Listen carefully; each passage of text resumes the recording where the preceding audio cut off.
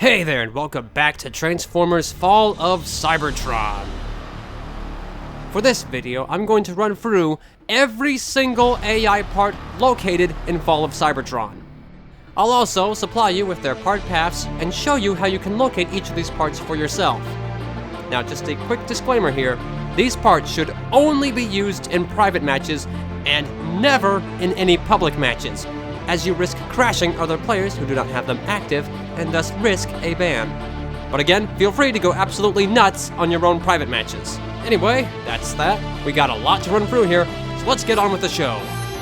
Let's start off with a couple standouts here first. Up first, we have Bumblebee's damaged chest. This part appears briefly at the very end of Chapter 1, after Megatron shoots Bumblebee with the Nucleon shot cannon.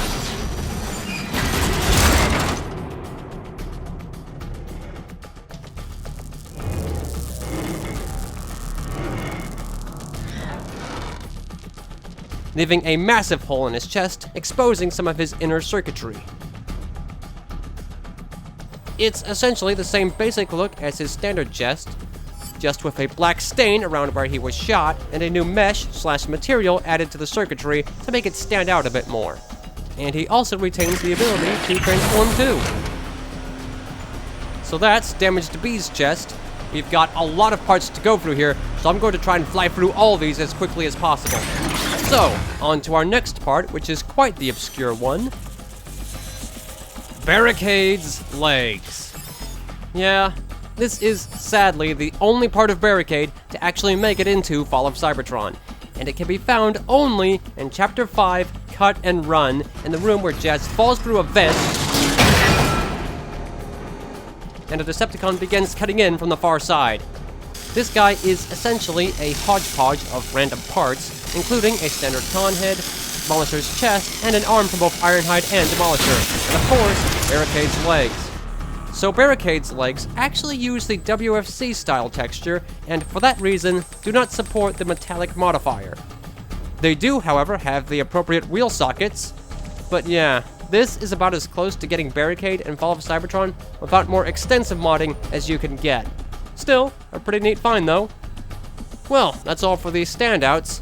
Let's carry on to the actual AI parts now, starting off with the AutCust cinematic soldier. He most prominently appears near the beginning of Chapter 2, Defend the Ark, when Optimus enters the hospital for the first time, as various background Autobots. He has another more common low variant that appears earlier, but we'll cover him shortly. The Aut Soldier is made primarily of modified versions of existing parts, with only his head being truly unique. It is essentially Grimlock's head with color customization and new side armor, but it's different enough to not make it look too much like Grimlock. Next, we have his chest, which is a slightly slimmer version of Scattershots, with some slight color adjustments made to a few specific places. It is here I have to address one key point about AI parts. While the majority of AI parts will work just fine on their own, as long as you have the proper part path and proper packages loaded, the chests frequently require a bit more work to function properly. You see, the majority of AI chests don't have any alt modes assigned to them. So if you attempt to load a chest that has no vehicle mode on its own in the customization menu, your game will crash. Fortunately though, there is a simple enough way to bypass this. What I like to do is create a custom part with two chests. The first being a character that actually has a functional alt mode. I like to use Swoop as he isn't a character I play as a whole lot, but any character will do.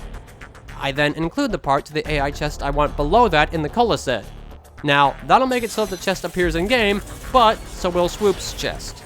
So to fix that, open the UI lobby file with UPK Explorer, and browse to Swoop's robo file, and open CharSkel, then find the part file for his chest. And look to the right, you'll see an INT value 1. Push the down arrow to set the INT value to 0. Then save your package and paste it into your mods folder, and ensure you rename it properly.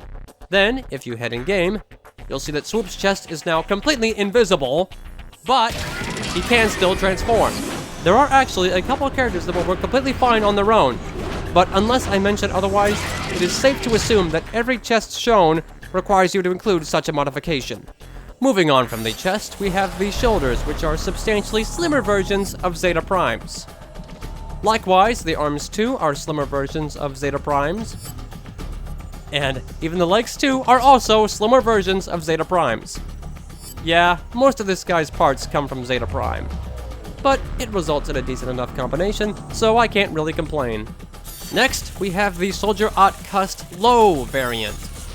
This soldier has the same basic proportions as the cinematic model, but is condensed down to 3 parts. His chest, which includes his head, chest, legs, and caps, and then he has 2 arm parts which consist of just his arm low and arm up. There are also some slight color and visual distinctions that I'll save for another video. Suffice to say, if you're looking for some more customization, the cinematic model is the way to go. Next, we have the Cinematic Decepticon Soldier. This soldier follows generally the same theme as the Autobot Cinematic Soldier. He appears only at the end of Chapter 3, when Megatron gets pummeled to death by Metroplex. His head is the standard Decepticon head you're no doubt used to from War for Cybertron. In fact, he actually shares the same UV mapping as the Decepticon Tank Soldier, so that's probably where this head model came from. His chest is a slimmer version of Blastoff's, with the lower side panels noticeably removed, and with his faction insignia strangely absent. Viewing from the back, you can also see that the central booster has been removed and replaced with a duplicated portion of his front central armor. And on top of that, he's also got some asymmetrical armor on the left side. That really irks me. The remainder of his parts all come from Shockwave. The shoulders are slightly stubbier versions of Shockwave shoulder pads.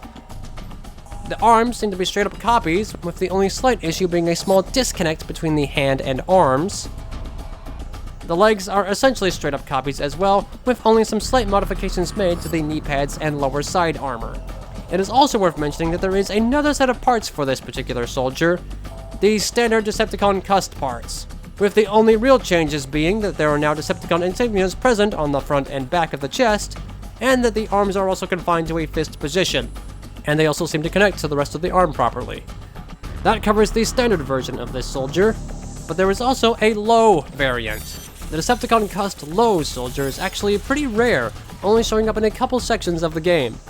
His proportions are generally the same as the standard variations, and aside from the purple glow in his visor, he only has one noteworthy issue. He is missing a texture and proper UV placement for the inner portion of his caps. Not sure how that slipped through the cracks, but apparently it did. And he also has his 2 arm low parts, which are pretty much standard to what you've seen already. Well, that's all for the Decepticon CustLo soldier. Let's proceed on to our next character. Next up, we have the SoldierKaon soldier. First appearing on the arc as soldiers you fight in Chapter 1, these soldiers, surprisingly enough, actually do have their own complete set of high-res parts available.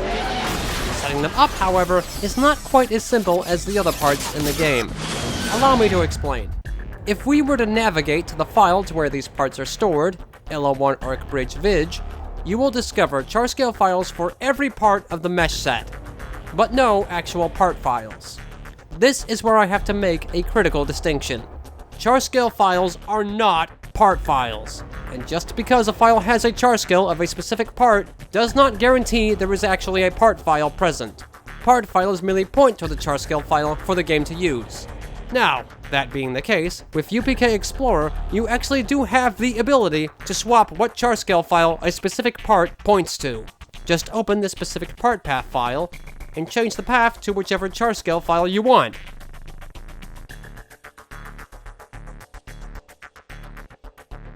Even if it is an arm, that part can still be coded properly to work with heads, legs, or whatever part suits your fancy. Resuming back to our study of the Kaon soldier, the head is actually a composite part made from 2 core characters. The base head is obviously drag strip, with his lower facial sections removed, with Hardshell's faceplate covering the mouth. Quite a clean combo, actually. The chest is pretty much a carbon copy of Dead End's, with the only real difference being the front central armor has been substantially scaled down. The shoulders are essentially straight copies of Shockwave's, so there's really nothing of note to mention here. The arms are actually straight copies of the Decepticon Flyers, who have some of the only fully uniquely designed parts in the game. That we'll cover in more depth later. And finally, we have the legs, which are substantially slimmer versions of Sludge's legs, with the obvious latches noticeably removed. Additionally, we have the more common KaonLo set of parts, which again consists of a condensed chest with the head, legs, etc. all merged into one part, and both the low and upper arm with their own left and right parts. On top of these standard parts, soldiers also have an additional set of background parts that can randomly change depending on the character's mesh set. First, there are the backpacks, which consists of 3 specific varieties. First, there is a modified version of Vortex's backpack that has some additional energon glow and has had all the rotor equipment removed. Then, there are 2 of Quake's cannon combined into a single part. And then we have 3 of Perceptor's cannons, all without their focusing knob. There are also 3 unique sets of wings and wheels, respectively. For wings, we have Silverbolt's wings, Air Raid's wings, and Shockwave's wings. For wheels, we have Breakdown's wheels, weirdly, Dragstrip's wheels, and Jazz's wheels. These parts are compatible with all soldiers who have the appropriate socket for them, and can be included on a specific chest by including the part path underneath the specific chest you wish to use. And that is all to cover for the KaonLo soldier. Let's march on to another unique bot, the PrimeBot. This is the most common Autobot soldier you'll encounter in the game. He is one of the few characters that lacks any high-res parts whatsoever, which is really a shame as he's got some really unique ones. Anyway, let's run through them here. His head is a lean-down version of Air Raid's head with Vortex's faceplate slapped on. His chest is a slimmed-down version of Quake's chest, with the rear of his chest especially having been modified with larger engines compared to the original. His shoulders are slightly taller versions of Soundwave's, with the top spire removed, though, strangely, one of them has the interior of it completely absent. His arms are pretty much straight copies of Jetfire's, so those you technically do have access to by default. Finally, we have his legs, which are substantially slimmed-down versions of Air Raid's legs, with various pieces overhauled to present a more slimmed-down look. And that is it for the PrimeBot. Unfortunate he only has a low set of parts, but it is what it is. Let's continue to our next character, the EngineerAutLo soldier. This Decepticon soldier is your primary adversary for both of Optimus Prime's levels. The head is a much larger take of the Decepticon Flyer's head, with the mouthpiece stretched out maybe a bit too much for my liking. The chest is obviously a slightly slimmer version of Sharpshot's, with his back mandibles removed, and a few other distinct changes made to the front portion of the chest. The shoulders are a slightly modified take on Hardshell's shoulders, specifically the single-player Skell's shoulders, as the MP versions are strangely oversized for some reason. The arms are also taken from Sharpshot, with the only distinction being that the rear spikes on the back have been removed. The legs are also slightly modified versions of the Decepticon Flyers, with the most notable distinctions being the removal of several pieces of armor from the back of the thighs. While that is all for the low set of parts, the Iacon soldiers actually do have a few fully high-res parts too. These can all be found near the start of Chapter 10, the final countdown, on various Vidge soldiers where you first encounter Soundwave. The parts included are the head, shoulders, and arms, with the chest and legs sadly unavailable. It is what it is. Let's carry on to our next soldier, the Autobot Rocket Trooper. This character is another low model that officially first appears at the beginning of Chapter 2, Defend the Ark, but is first encountered as an enemy in Chapter 6, Death from Above. The head is a substantially larger version of the standard Autobot soldier head, with some extra energon glow present in the visor. The chest is a slightly modified version of Ironhide's chest, with the front ribs replaced with a duplicated section of the rear lower back armor. The shoulders are straight copies of Warpath's, so those are already accessible by default. The arms are almost exact duplicates of Wheeljack's, with the only differences being the upper fin being removed and that his hands are substantially upscaled. The legs also seem to be straight-up duplicates of Wheeljack's, with no noteworthy distinctions to mention. So that's a quick wrap on the Autobot Rocket Trooper. Let's move on to the Decepticon Rocket Trooper. This is another character that is strictly a low-res model that has a very similar composition style compared to the Autobot Rocket Trooper.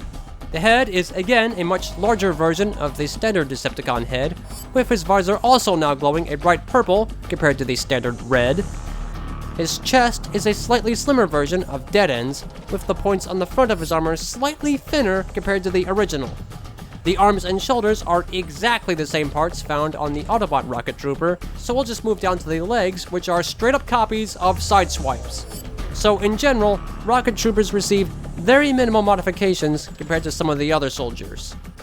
Well, with that done, let's blast on to our next character, the Autobot Shotgunner. This beast first appears near the beginning of Chapter 1 as the Autobot who holds the door open for you. He is quite unique compared to the other soldier types, as he actually has 3 sets of randomized parts he can spawn in with. 3 sets of heads, chests, and legs, with the arms and shoulders all being the same throughout. We'll start with the first set of parts and work our way through the others as we go. Starting with CharSkel 1 at the head, we have a composite of Snarl's head as the base, with Vortex's faceplate covering the mouth. Pretty simple, but pretty good looking. The chest is likewise a slimmer version of Snarl's chest, with the back scales completely removed and with duplicated portions of his top clavicle armor taking their place on the back. His shoulders are slightly bigger versions of Sludge's, with the obvious latches noticeably removed. His arms are again taken from Snarl and are substantially larger versions, with the top energon vein removed and a much larger fist compared to the original. His legs are actually straight-up duplicates of the Autobot Cinematic Soldier's legs. Of course, if you've played the first Arc level, you'll know there is another set of legs that go seemingly unused for the rest of the game. What you see here primarily throughout the game is officially called Legs B. The real legs are the ones you see here. Obviously just about straight-up copies of Perceptor's legs, with the only real differences being the removal of the energon veins on the side, with the armor from the opposite side of the leg taking their place. That is all for CharSkel 1, let's move on to CharSkel 2. Starting up at the head again, we have a simplified version of the Autobot Titan's head. It is a smidge bit taller than the standard head, with the top and rear armor sections fully removed. The chest is a moderately modified take on air raids, with its most prominent changes being found on the back. He has, as you can see, received a ton of additional fins scattered across his back. Proceeding down to the legs are a simplified take on blast-offs, with the side booster noticeably removed. Otherwise, it is pretty much the same part. That's all for CharSkel 2. Let's close off with CharSkel 3. The head is another composite, with the base head using the Autobot Flyer's head, but with the inclusion of Vortex's faceplate covering the mouth. You'll find Autobots really like Vortex's faceplate. The chest is a slightly modified version of Brawl's, with its most notable changes again being found on the back. His rear armor sections have been made bigger and duplicated to conceal the presence of his cannons. Finally, we have his legs, which are slightly lowered versions of Breakdown's legs that have had his knee spikes and faction symbols removed. And that is all for the Autobot Shotgunner.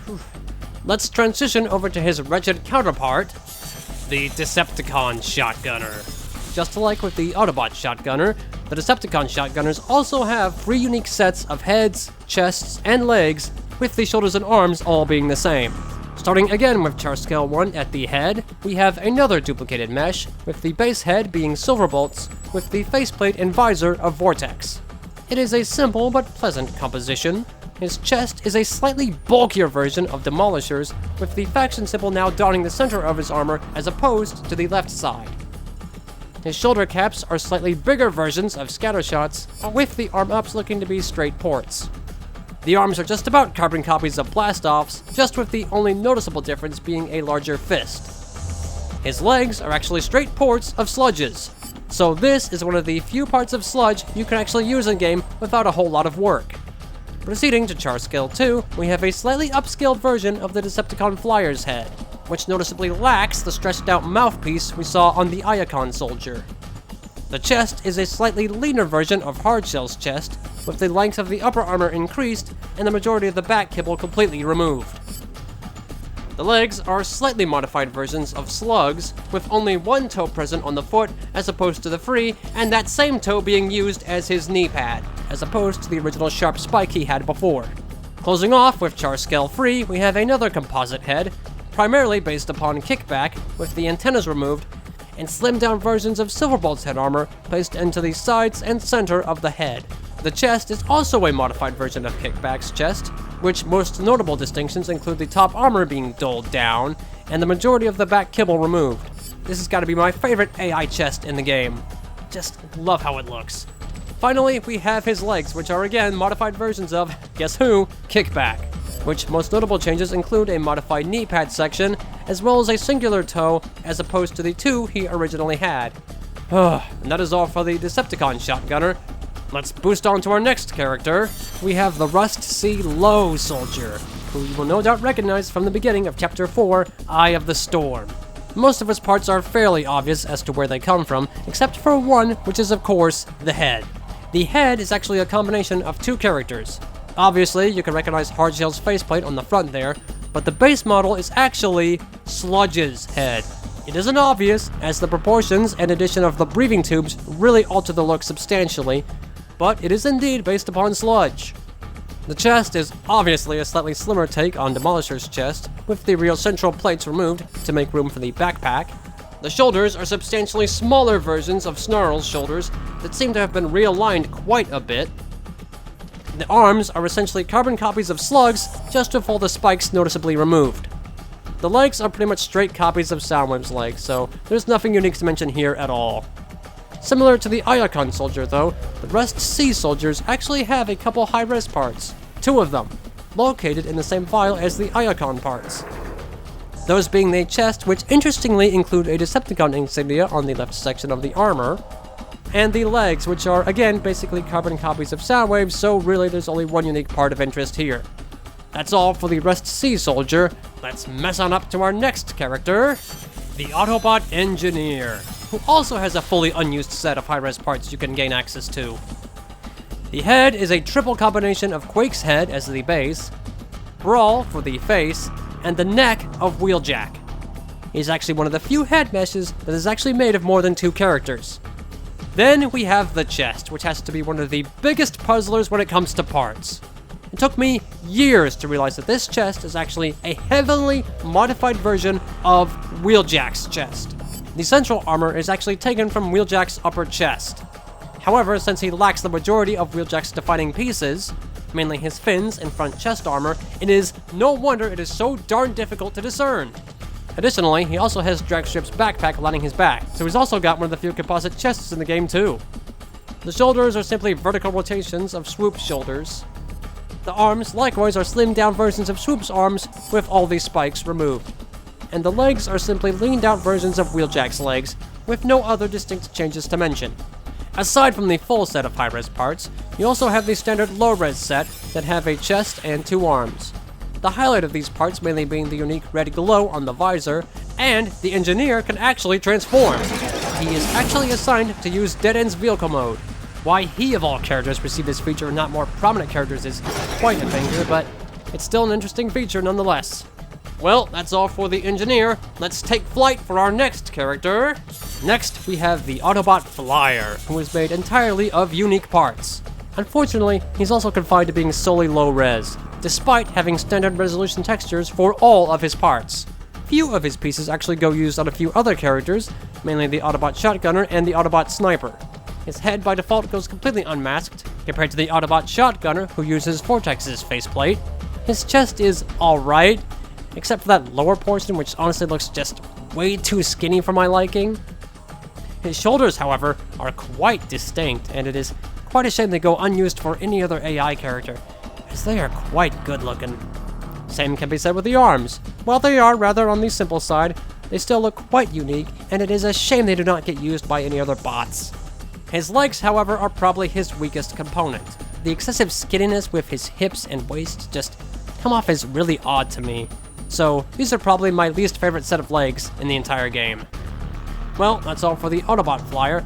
Let's soar off to our next character, the Decepticon Flyer. Much like the Autobot Flyer, the Decepticon Flyer consists of entirely unique parts, some of which we've already seen reused for other AI characters. His head is one of his most prominent pieces. Being used for both the Iacon soldier and the Decepticon shotgunner, it is a simple but unique look, while still being substantially on the small side. His chest is entirely unique and features quite a unique construct that is disappointingly never used by any other AI. He has kibble from his uniquely cut alt mode, where he sadly just reuses the Autobot Flyer's alt mode instead.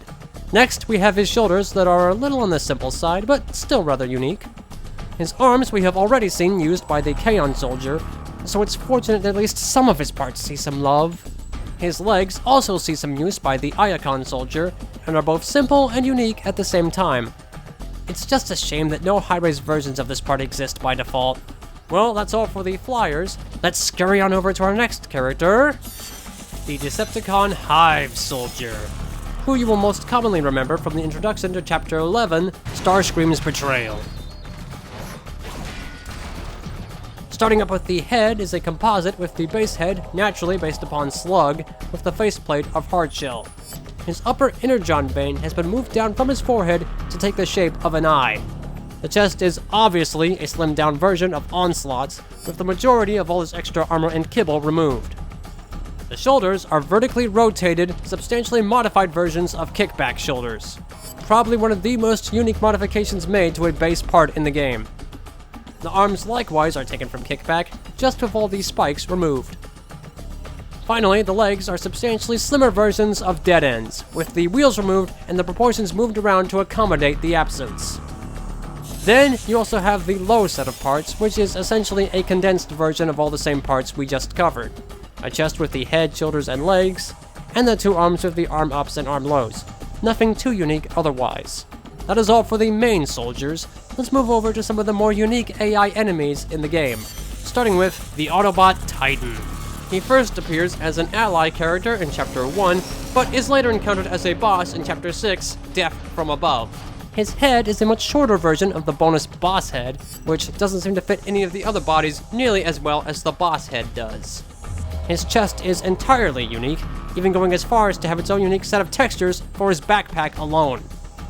His shoulders are bulky square-like pieces with several round energon veins on the front and back.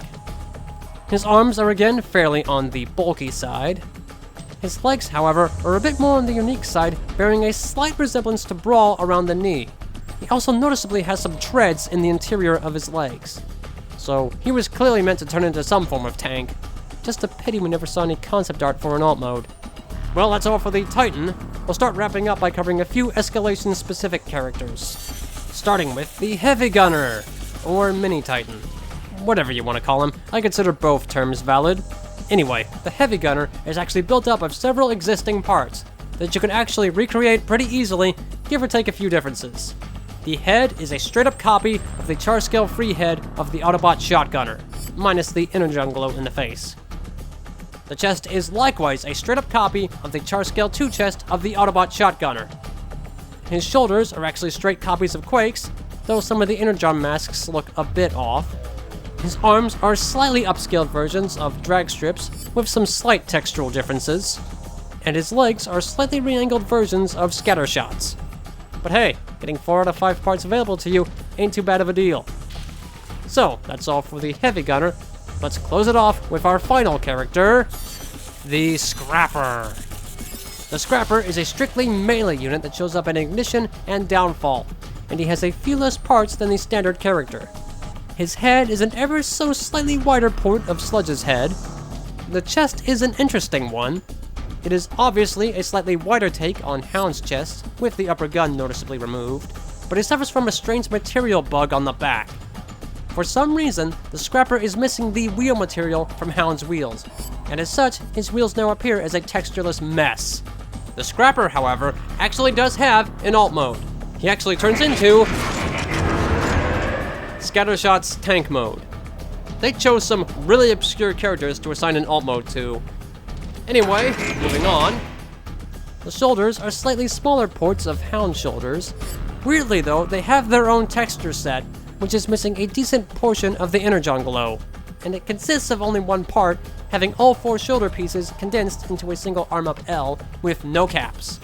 The arms are obviously taken from Rumble's pile drivers, and are too condensed into a single part for both the left and right arms, most likely since he is strictly a melee unit. the legs are almost straight ports of Silverbolts, with the only noteworthy difference being the removal of the rear fin on the back of the legs. And there you have it. That was all the AI parts included in Transformers Fall of Cybertron. It is worth noting that there are full-on skeleton models that can be accessed via the parts menu as well, but I think we'll save that for their own unique videos. I hope you all found this video useful. Again, a list for all the parts can be found down in the description, and if you need help finding or loading specific packages, I'd refer you back to the WFC modding tutorial, which covers the DLC loading method, and to the UBK Explorer tool guide, which will list all the packages that contain the necessary meshes you want. In general though, the escalation base files are a great place to start. Well, I hope you all found this enlightening. Go and have some fun with these parts, and I'll see you next time for more Fall of Cybertron modding. Till then... Nothing you'll do will make any difference!